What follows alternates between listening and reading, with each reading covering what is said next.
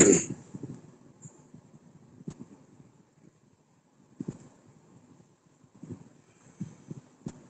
वालेकुम रहमतुल्लाहि व बरकातुहू। प्यारे बच्चों, आप लोगों का इस्तकबाल है स्टेट एकेडमी। हाँ बच्चों, हम लोग बात कर रहे हैं चैप्टर का, हम लोगों ने पढ़ा था रेस्पिरेशन इन प्लांट, पौधों में अमल तनफ़ुस, और उसके दो पॉइंट हम लोग कवर कर चुके थे जो बहुत इंपॉर्टेंट है। एक था जो ग्लाइकोलाइसिस था, दूसरा था क्रेब्स साइकिल। नौ बच्चों का एक और टॉपिक है जो बहुत इंपॉर्टेंट है, वो है इलेक्ट्रॉन ट्रांसपोर्ट चेन। टॉपिक क्या है? Electron transport chain.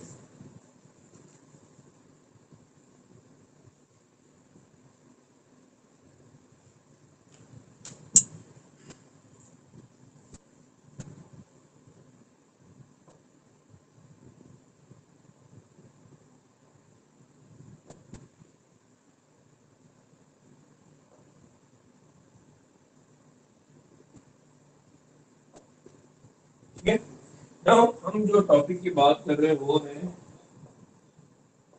Electron transport chain, और कुछ जगह पर उसको कहा जाता है इलेक्ट्रॉन ट्रांसपोर्ट सिस्टम। कहा जाता है इलेक्ट्रॉन ट्रांसपोर्ट सिस्टम, इसको शॉर्ट फॉर्म में ईटीसी और ईटीएस भी कहते हैं। तो बच्चों, हम लोग बात हमने कहा था कि ग्लाइकोलाइसिस होता है, ग्लाइकोलाइसिस के अंदर एटीपी मिलता है, क्रेब्स साइकिल होता है, वहां पर एनएडीएच, एफएडीएच और एटीपी मिलता है। ना इसका फर्दर प्रोसेस जो होता है वो उसी दौरान में होता है जब क्रेब्स साइकिल रन हो रही होती है।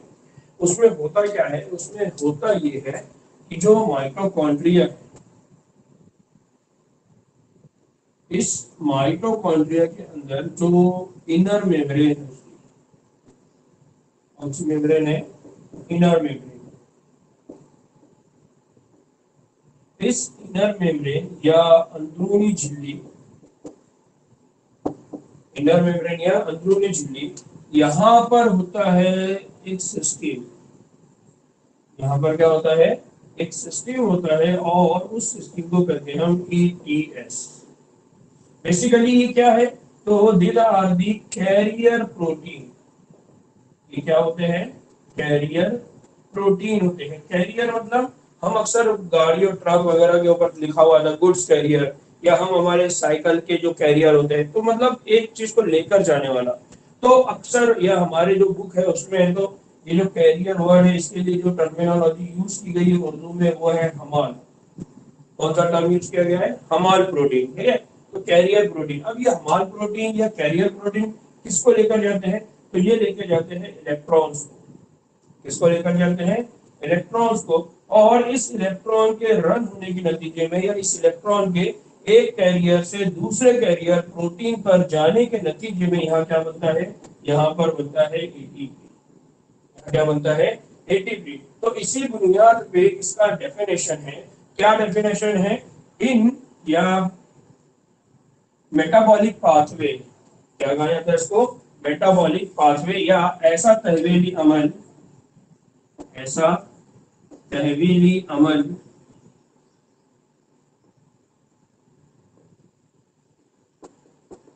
मेटाबॉलिक पाथवे, ऐसा तहवीली अमल जिसके दौरान इलेक्ट्रॉन को एक हमाल प्रोटीन, ठीक है, इस हमाल को मैं यहां लिख रहा हूं कैरियर प्रोटीन, एक हमाल प्रोटीन या कैरियर प्रोटीन से दूसरे दूसरे कैरियर प्रोटीन, अब मैं यहाँ पर हमाल नहीं लिख रहा हूँ, याद रखना है, कैरियर प्रोटीन पर भेजा जाता है। इस अमल को क्या कहते हैं? इस अमल को कहते हैं ईटीएस, इलेक्ट्रॉन ट्रांसपोर्ट निजाम। क्या कहते हैं इसको? इलेक्ट्रॉन ट्रांसपोर्ट एंजाइम या इलेक्ट्रॉन ट्रांसपोर्ट सिस्टम कहते हैं। तो हम बच्चों में इस इलेक्ट्रॉन ट्रांसपोर्ट सिस्टम में होता क्या है, तो इस इलेक्ट्रॉन ट्रांसपोर्ट सिस्टम में बेसिकली कुछ कैरियर प्रोटीन है। अब वो कैरियर प्रोटीन कौन कौन है, तो यहाँ पर याद रखना है कि उनको अलग अलग नाम दिया है। उनको नाम दिया गया है कॉम्प्लेक्स, नाम दिया गया उनको कॉम्प्लेक्स, ठीक है। तो ये कॉम्प्लेक्स होते हैं, कुछ पेचीदा चीजें होती है, तो हम इनको पेचीदा बोलने के बजाय ये बोलेंगे कि कुछ अलग अलग कंपाउंड है वो एक साथ है। तो यहाँ पर ये जो कॉम्प्लेक्स वर्ड इस्तेमाल हो रहा है, ये कॉम्प्लेक्स वर्ड इसलिए इस्तेमाल हो रहा है कि कुछ चीजें एग्रीगेट है, कुछ चीजें एक जगह जमा हो गई और उन्होंने बनाया हुआ है, इसलिए इसको कॉम्प्लेक्स बोल रहे हैं। कॉम्प्लेक्स उर्दू में जब हम कॉम्प्लेक्स बोलते हैं तो वहां लिखा होता है पेचीदा, तो इसका मतलब वो नहीं है, ठीक है। पेचीदा का मतलब ये होता है कि एक बहुत हार्ड चीज, बहुत मुश्किल चीज, उसको हम पेचीदा कहते हैं। लेकिन यहाँ पर यही कॉम्प्लेक्स वर्ड का मतलब ये है कि कुछ दो प्रोटीन है, तीन प्रोटीन है और उन्होंने मिलकर एक कॉम्प्लेक्स बनाया है, ठीक है। जिस तरह से हमारे पास हम कहते हैं कॉम्प्लेक्स है, यानी एक से ज्यादा लोग वहां रहते हैं, तो इसी तरह का यहाँ पर एक से ज्यादा अलग अलग प्रोटीन है, उन्होंने मिलकर कॉम्प्लेक्स बनाया। तो ये फॉर एग्जांपल कंसीडर करिए कि ये प्लाज्मा इंडो क्या बोलेंगे इसको, अंदरूनी मेम्ब्रेन है माइटोकॉन्ड्रिया की। इस अंदरूनी मेम्ब्रेन के ऊपर यहाँ पर कॉम्प्लेक्स वन है और ये कॉम्प्लेक्स वन, और यहाँ पर अंदरूनी मेम्ब्रेन के अंदर यहाँ पर है कॉम्प्लेक्स टू,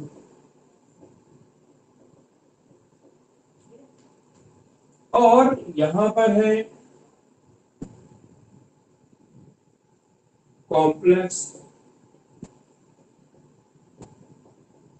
थ्री। यहाँ पर एक कॉम्प्लेक्स है, वो है कॉम्प्लेक्स फोर, और यहाँ पर एक कॉम्प्लेक्स और है,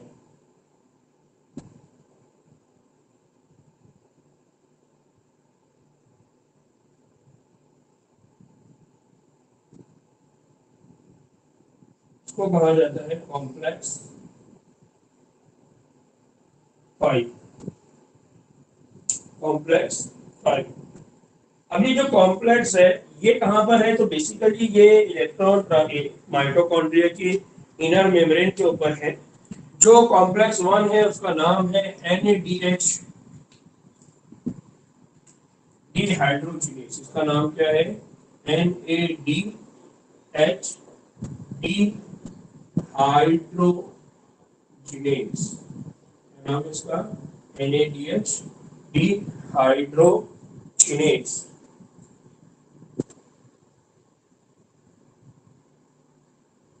जो दूसरा कॉम्प्लेक्स है उसका नाम है succinate dehydrogenase,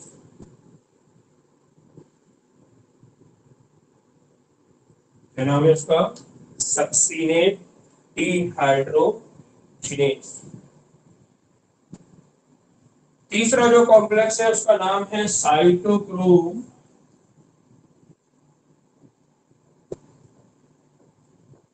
B C1 complex. ये जो कॉम्प्लेक्स थ्री है उसका नाम क्या है, साइटोक्रोम B C1 कॉम्प्लेक्स।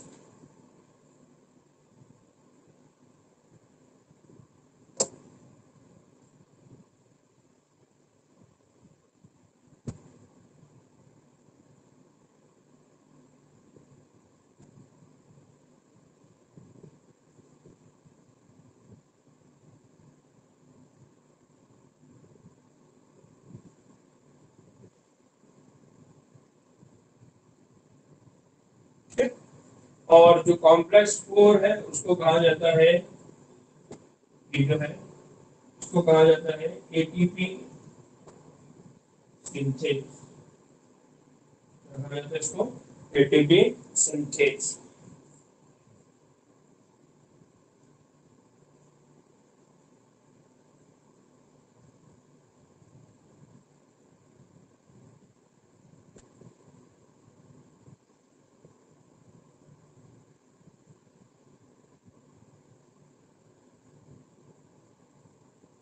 हो गया बच्चों यहाँ तक। ना बच्चों यहाँ पर एक और प्रोटीन होता है, लेकिन वो बीच में होता है, उसको कहा जाता है साइटोक्रोम सी। क्या कहा जाता है उसको? साइटोक्रोम सी।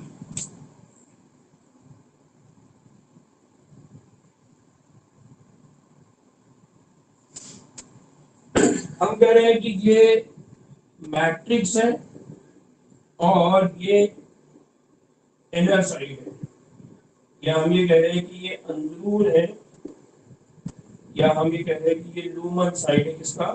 माइटोकॉन्ड्रिया का। और ये माइटोकॉन्ड्रिया के बाहर वाला मैट्रिक्स का साइड है। अब फॉर एग्जांपल यहाँ पर क्या होता है कि यहाँ NADH का ब्रेकडाउन होता है या उसका ऑक्सीडेशन होता है। क्या होता है उसका? ऑक्सीडेशन होता है।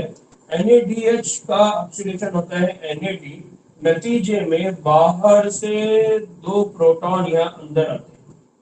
इसके नतीजे में क्या होता है?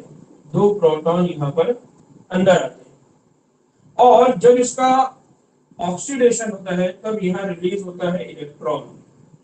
क्या रिलीज होता है? इलेक्ट्रॉन। और इस इलेक्ट्रॉन को ट्रांसफर करने के नतीजे में ये होता है कि दो हाइड्रोजन या दो प्रोटॉन कहां पर आते हैं? अंदरूनी साइड।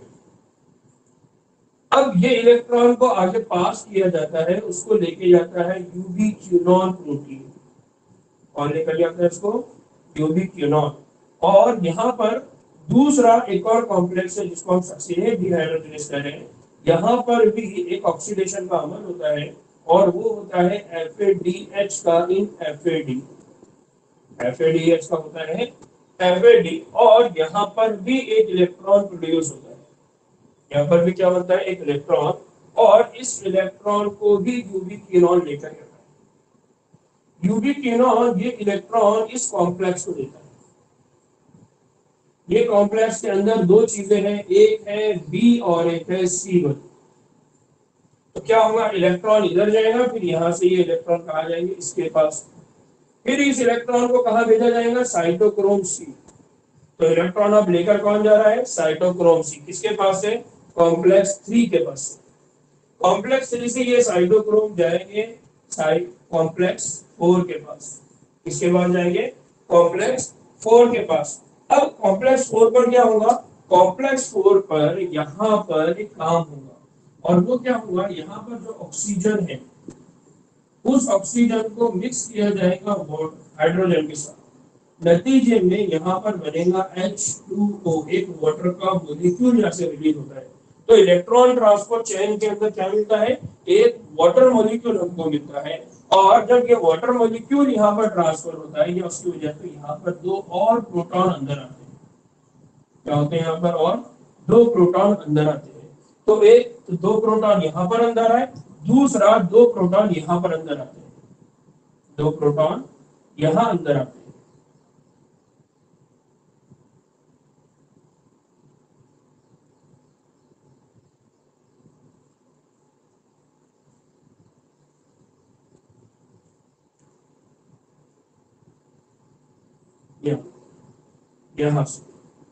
यहाँ से क्या होते हैं? दो प्रोटॉन यहाँ से अंदर आते हैं। तो बेसिकली क्या हो रहा है? जब इलेक्ट्रॉन यहाँ से पास हुए तो कॉम्प्लेक्स 1 का यहाँ जो प्रोटॉन पंप है या प्रोटॉन चैनल है उसकी वजह से दो प्रोटॉन अंदर आए।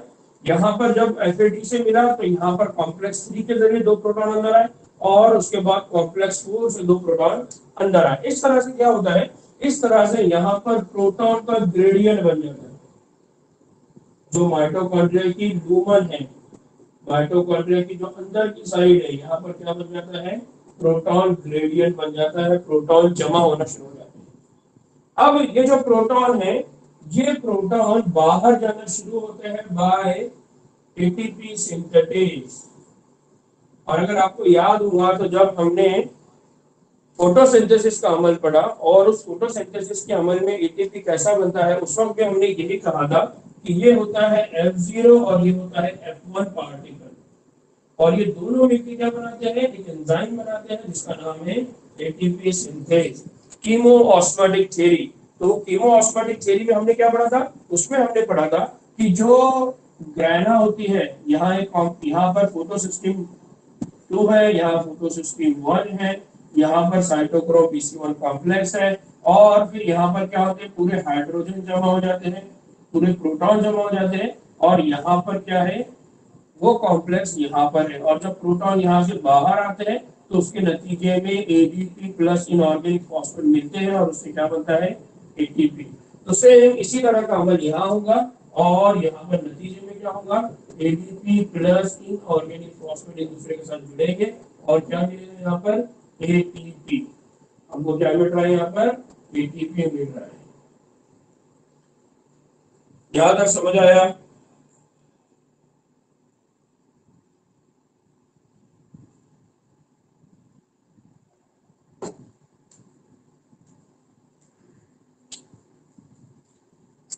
ठीक है, यहाँ एक नाम है दिया था, साइटोक्रोम सी ऑक्सीडेज। ठीक है, तो यहाँ साइटोक्रोम 4 का भी नाम लिख लीजिए ना।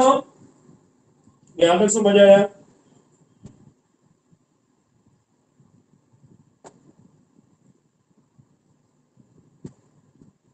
ना तो बेसिकली क्या होगा, यहाँ पर जब NADH का ऑक्सीडेशन हो रहा है, यहाँ पर बेसिकली क्या हो रहा है, ऑक्सीडेशन हो रहा है, और कॉम्प्लेक्स 4 के ऊपर यहाँ क्या हो रहा है, रिडक्शन हो रहा है। तो इस ऑक्सीडेशन और रिडक्शन के अमल के जरिए, इस ऑक्सीडेशन और रिडक्शन अमल के जरिए हमको क्या मिल रही है, हमको यहाँ मिल रही है एटीपी। हमको क्या मिल रही है यहाँ पर, एटीपी। अब इसी तरह से यहाँ पर याद रखिए कि जब ऑक्सीडेशन और रिडक्शन की वजह से एटीपी मिलता है, ऑक्सीडेशन और रिडक्शन इस अमल के जरिए जब हमको एटीपी मिलता है, तो हम इसको कहते हैं ऑक्सीडेटिव फॉस्फोरिलेशन। क्या कहते हैं हम इसको, ऑक्सीडेटिव फॉस्फोरिलेशन।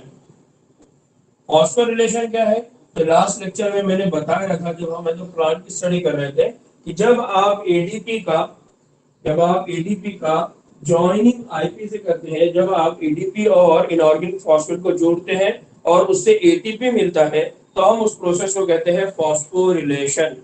यहाँ पर यही काम किसकी वजह से हो रहा है, ड्यू टू ऑक्सीडेशन और ड्यू टू रिडक्शन। एनएडीएच और एफएडीएच का ऑक्सीडेशन हो रहा है, और हाइड्रो ऑक्सीजन और हाइड्रोजन का रिडक्शन हो रहा है, नतीजे में वाटर बन रहा है।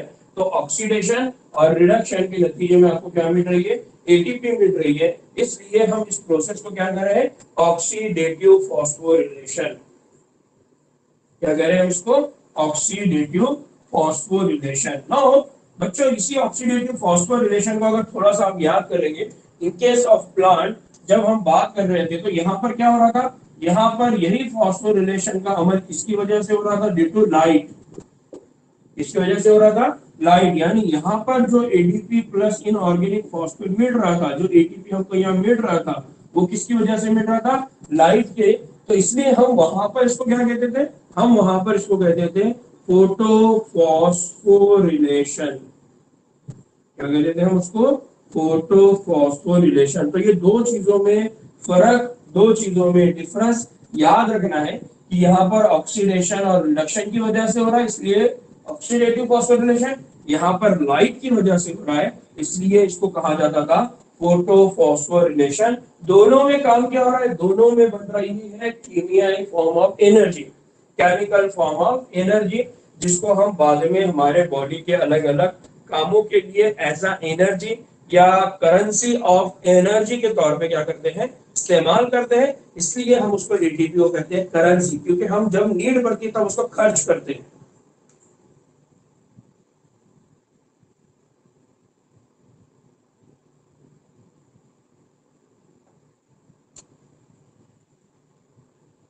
हो गया?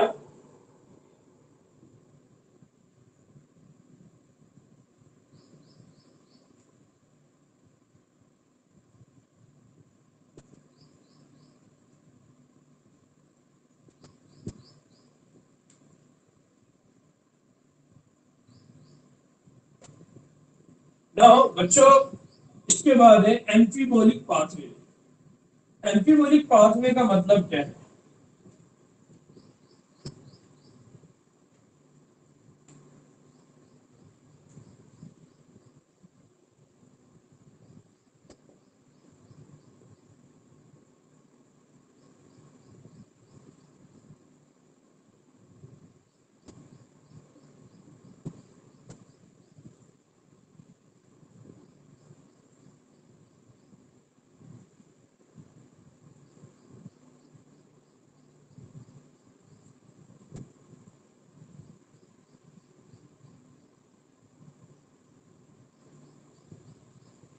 हम बच्चों यहाँ पर याद रखिए कि हमारे पास जो ग्लूकोज है, ये ग्लूकोज हमारे पास एनर्जी का सोर्स है या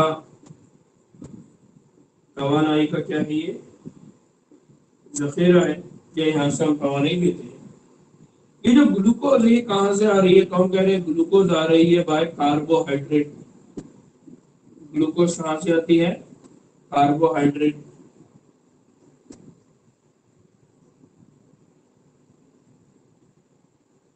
कार्बोहाइड्रेट फॉर एग्जाम्पल हम बात कर रहे हैं स्टार्च की, जो हमारे पास जमा होती है प्लांट के पास, या ग्लाइकोजन की जो एनिमल के पास जमा होती है, और हम उससे क्या लेते हैं, ग्लूकोज लेते हैं। ये ग्लूकोज का आगे चल के ग्लाइकोल एसिड होता है और उनको क्या मिलती है, एनर्जी। इसी तरह से हमारे पास फैट है, फैट का ब्रेक डाउन होगा, उससे ग्लिसरॉल बनेगा, ग्लिसरॉल बनके ग्लिसरॉल के अंदर तब्दीलियां होंगी और आखिर में उसको बनाया जाएगा एसिटिक कोए, और एसिटिक कोए के फॉर्म में फिर वो क्रैब साइकिल के अंदर इंटर होगा, या फिर उसको दोबारा ग्लूकोज बनाया जाएगा, फिर ग्लाइकोल एसिड समन होगा, फिर हमको क्या मिलेंगे, एनर्जी। इसी तरह से है प्रोटीन्स, इसी तरह से क्या है हमारे पास, प्रोटीन्स है। तो प्रोटीन्स का ब्रेक डाउन होगा अमाइनो एसिड्स में, और ये अमाइनो एसिड का इस्तेमाल करके दोबारा हम क्या बना देंगे, ग्लूकोज। नतीजे में क्या हो गया, फिर एनर्जी का जो मेन सोर्स है वो कौन हो गया, ग्लूकोज।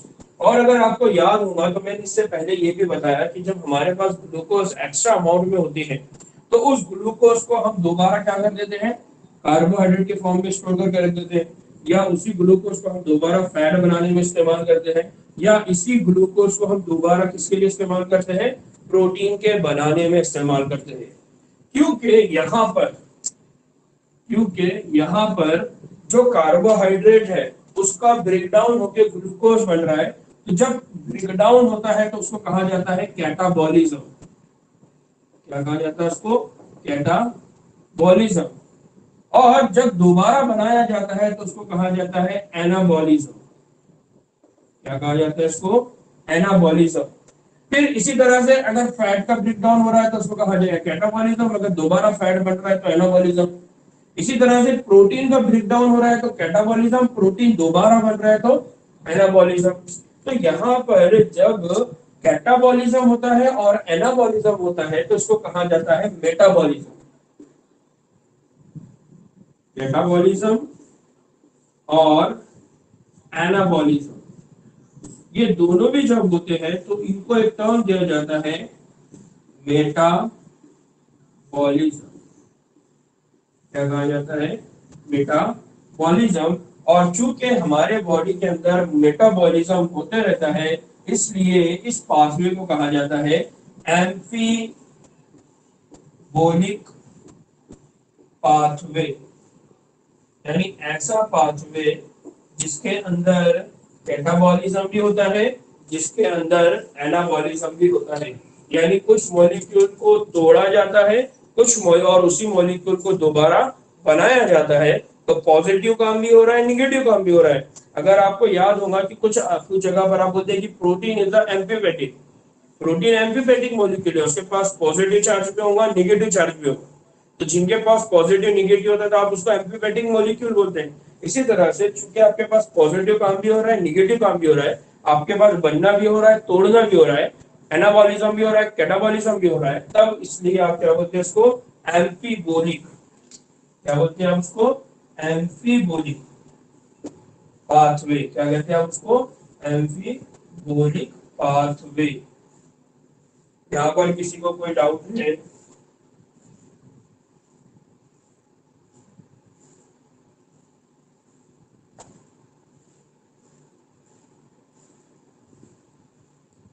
ठीक है, तो इस तरह से बच्चों ये हमारा आज का एक और चैप्टर कंप्लीट होता है ना। अब हम एक और नया चैप्टर की बात करने वाले हैं।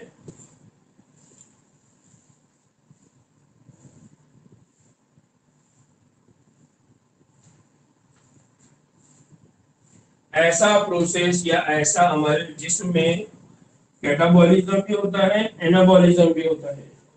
कुछ मॉलिक्यूल को तोड़ा भी जाता है, कुछ सालमात को बनाया जाता है। उस अमल को कहते हैं मेटाबॉलिज्म, और मेटाबॉलिज्म के कैसा पाथवे है, एम्फीबोलिक पाथवे है, यानी ऐसा अमल जिसके अंदर तोड़ा भी जाता है और बनाया भी जाता है, उस पाथवे को हम कहते हैं एम्फीबोलिक पाथवे। सैयदा अलीमा अकबर हो गया।